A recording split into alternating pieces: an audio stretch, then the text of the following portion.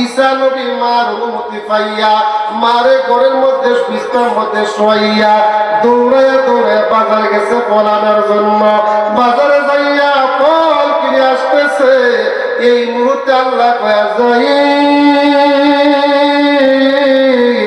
ও যাইলা, দেরি করিও না, দেরি করিও না, যাও যাও ওই ঈসা নবীর মার ঘরে চলিয়া যাও।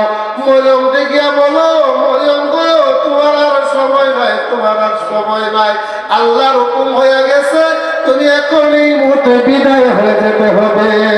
আল্লাহু আকবার বলে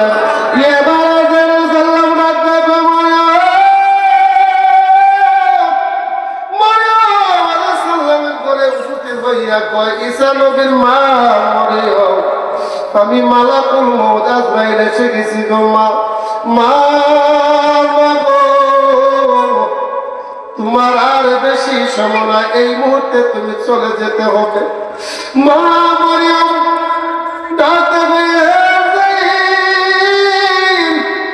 একটু সময় তুমি আমার দাও, আমার কলিজার টুকরা ধরিসা।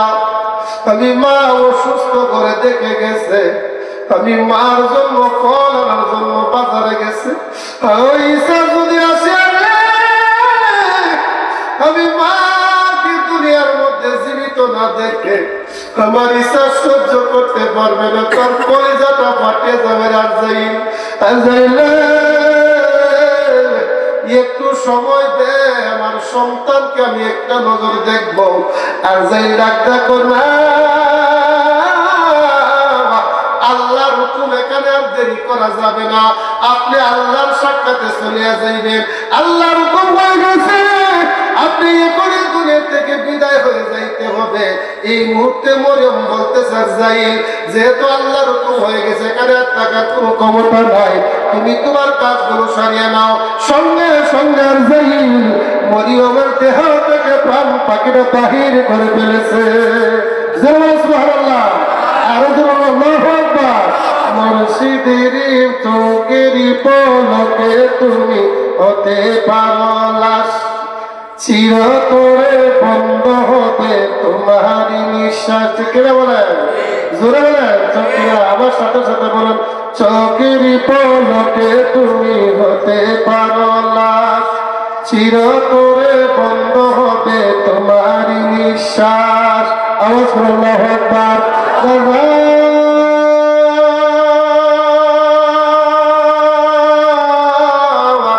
ঈসা নবী বাজার থেকে ফল নিয়ে ব্যাগ ভর্তি ফল নিয়ে মার কাছে আসলো। মার কাছে আসে দেখে মা গভীর ঘুমের মধ্যে মগ্ন, অথচ নবী জানে না তার মা আর দুনিয়ার মধ্যে নাই। যার মা